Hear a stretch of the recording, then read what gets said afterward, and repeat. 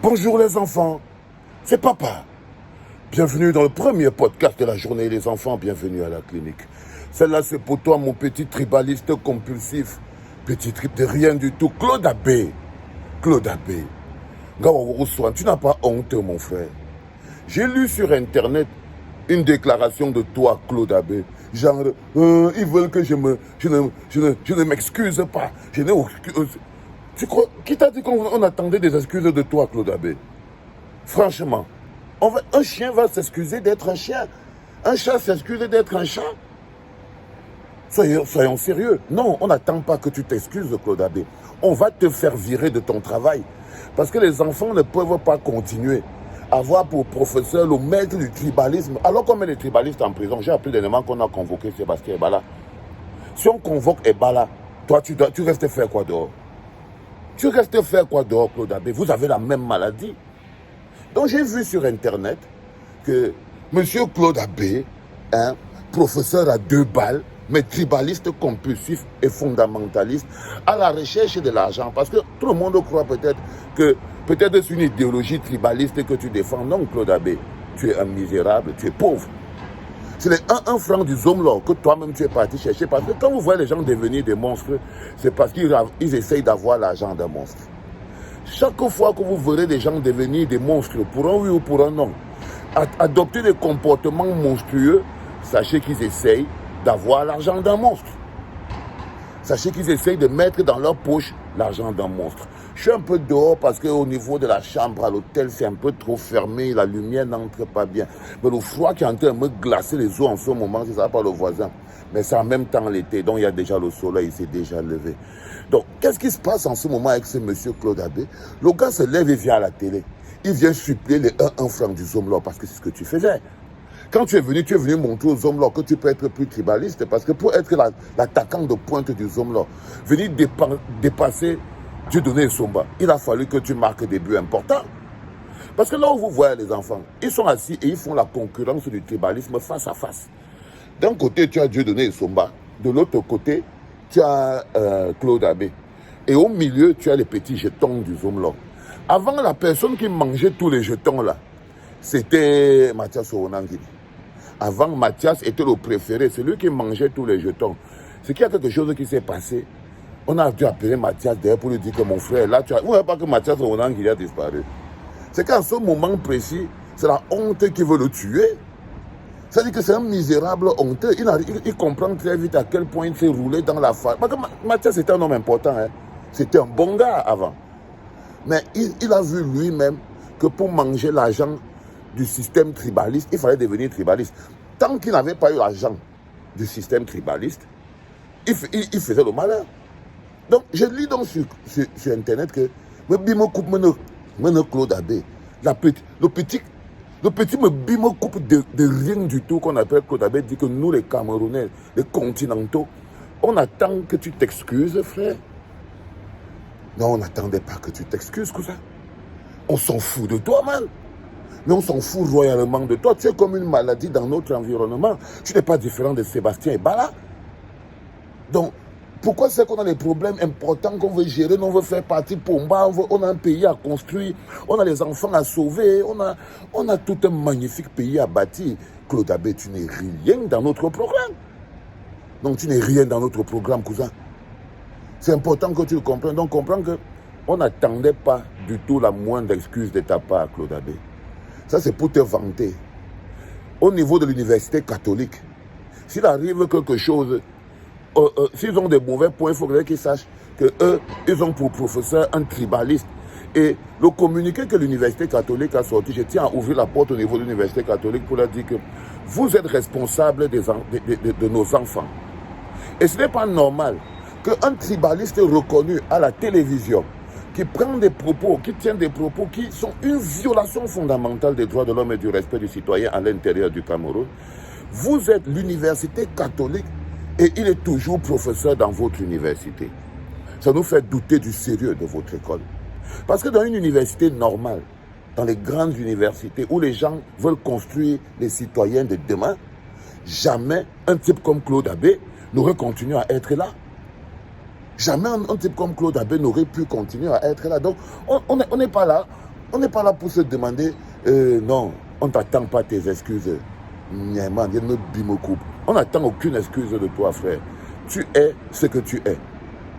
Tu ne vas pas t'excuser d'être ce que tu es. Tu ne vas pas t'excuser d'être un minable petit fondamentaliste qui, en ce moment, essaye de vivre du tribalisme. Parce que si on parle maintenant dans la zone intellectuelle, c'est que c'est l'argent que tu cherches. Au lieu de travailler comme professeur au calme, je vais te laver aujourd'hui jusqu'à tu ne vas pas comprendre. Au lieu de travailler comme professeur au calme à l'université, comme tout le monde, et tu te contentes de miettes là, tu as décidé que tu vas venir devenir mercenaire du tribalisme. Mais comme je vous avais expliqué, il y a des gens qui n'ont de place dans le débat public qu'en fonction de leur capacité. Les mathématiciens en ce moment n'ont pas de place dans le débat public parce que les gars ne comptent même pas sur les maths. Mais aujourd'hui, les tribalistes ont la place dans le débat public parce qu'ils ont tribalisé la politique. Parce qu'ils ont tribalisé la société. Parce qu'ils se servent du tribalisme comme un mécanisme de conservation de pouvoir. C'est pour ça que c'est l'une des sciences les plus appliquées en ce moment au Cameroun. Le jour où Pomba, et ça je peux vous dire ça de manière claire, le jour où Pomba ne sera plus là, le tribalisme va partir avec lui. Parce qu'en temps normal, voilà un gars comme Claude Abbé, il devait être convoqué comme Sébastien Ebala. Il devait être même pire, parce que Sébastien Ebala, lui, c'est le résultat de la prison. Vous savez, la prison, c'est quelque chose que quand vous partez là-bas, quand vous sortez de là, si vous avez le cerveau un peu dérangé quand vous êtes entré en prison, quand vous allez sortir de prison, vous allez sortir totalement détruit. Regardez que les gens qui sortent de prison, comment ils sont plus bien. Est-ce que vous n'avez pas les exemples précis? C'est pour ça que quand Pomba veut te détruire, il te met en prison. Il te met en prison. Et si tu n'as pas l'esprit concentré, comme le général, comme le Tchefogué, comme le président Maurice Kamto, comme l'homme qu'on appelle Albert Nzonga, si tu n'as pas l'esprit fort, tu sors de la prison en petits morceaux. Donc, le gars Ebala, lui, il est parti en prison, il est sorti là-bas disséqué en 1000 morceaux. Avant lui, N'Djamène est sorti de prison. Vous ne voyez pas N'Djamène. Quelqu'un qui est normal peut mettre le black là que le gars a mis sur la tête comme ça. Lui-même, N'Djamène est sorti de prison. La prison l'a détruit. Il est sorti de là, regardez comme il est comme un fou. Il part se faire insulter sur vision. Il voit bien que la chaîne promeut le tribalisme. Mais comme c'est le seul endroit où on peut lui dire d'aller exister, peut-être qu'il pourrait insulter un peu Maurice Kamto, il est obligé de partir. Parce que son cerveau a bugué. Son cerveau a bugué. C'est comme le feu PEC. Le feu PEC, son cerveau avait bugué. C'est toujours la prison. OK? Et le résultat est clair. Hein? Si vous entendez demain que Sébastien Ebala est à 2 mètres sous terre, n'allez pas croire que non. C'est là-bas que tout son travail, il n'est que la conséquence. Il n'est que la conséquence. Tout ça, ce sont les fabrications de Pomba. C'est lui qui fabrique des bombes tribales comme ça. Et entre-temps, l'impunité apparaît. Parce que là, on convoque Ebala. Hein? Mais Ebala n'est pas plus dangereux que Claude Abbé. Hein? Claude Abbé, lui, est même professeur. Ebala n'est plus... Ça veut dire qu'on est face à on a 2 grosses maladies. On préfère soigner la toux et laisser le cancer même, stade terminal qui ronge. Parce que Claude Abbé, c'est le cancer stade terminal. Claude Abbé, c'est le cancer stade terminal. Donc, on laisse Claude Abbé. On peut arrêter quelqu'un dont le cerveau est déjà la moitié seulement dans la tête. Parce que c'est la moitié du cerveau qui est dans sa tête. OK? Et ça, c'est les effets de la prison. La prison détruit le cerveau comme vous n'avez jamais idée. Il n'y a pas quelque chose... L'une des choses qui amoche le cerveau, c'est la prison. Si tu n'es pas entré grand, et la prison te grandit aussi. Ça dépend maintenant de comment tu sors. Il y en a qui sortent grands, avec la force, 2 fois plus puissants, like me, like Kamto, et quelques-uns, like Albert Nzonga. Il y en a qui sortent avec la force mentale. Et vous les voyez, ils sont toujours focus sur l'objectif. Et il y en a qui sortent l'esprit un peu désaxé. Par exemple, je connais beaucoup de gens qui sont allés en prison. Ils n'étaient pas grand-chose dans la vie. Rien, même à l'intérieur de leur mouvement politique, ils n'étaient pas grand-chose. Mais ils sont sortis de prison, ils ont essayé donc d'être autre chose.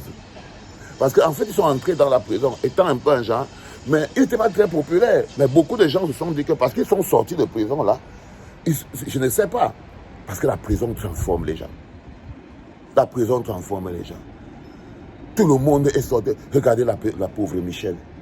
Regardez la pauvre Michel Ndoké. La prison, c'est un endroit que, si tu ne fais pas attention, Si tu n'as pas les pieds sur terre, si les convictions ne sont pas solides, si le coffre n'est pas sécurisé, tu ne peux pas tenir. C'est pour ça qu'il va encore remercier maman. Là, vous voyez, les gars, je fais une dédicace à ma femme. Oui, parce que c'est elle qui m'a fait tenir la prison au calme. Parce qu'elle était là, l'amour plein. Quand je suis, elle envoie les sacs d'amour comme ça par avion, ça vient tomber dans la prison, les gars. Ben oui, la plupart des gens, que quand vous voyez par exemple Foguet, c'est sa mémé qui la calait bien. Quand on a besoin de ça, il y avait maman Julie, elle venait toujours voir par contre toujours pour lui masser les côtes, pour lui dire tiens bon, t'inquiète, you're gonna fight. Pendant que j'étais assis d'un côté comme ça, là, avec maman aussi qui me massait aussi mes écoles que non tenaient bon les gars, il n'y a pas de problème. Et puis les deux mamans elles partaient et tout. Après il y avait la maman Albert Zongang qui venait aussi nous amener des bonnes petits choses pour manger. Oui, c'est ça. C'est ça pour tenir la prison. Pour tenir la prison, la famille. Il faut avoir ta femme. Et ça c'est important. Et ça c'est important. Donc, fais une dédicace à toutes les femmes qui soutiennent leur mec emprisonné. Parce qu'elles deviennent une fois, elles deviennent directement les pères et les mères en même temps. Donc je ne commencerai pas à faire une dédicace à la mienne, hein, si elle voit cette vidéo. Si jamais tu vois cette vidéo, chérie, know that daddy love you. Daddy love you more than more every day. C'était le premier podcast de la journée, les enfants. Et là, avec toute l'énergie ici. Oui, papa. C'était papa.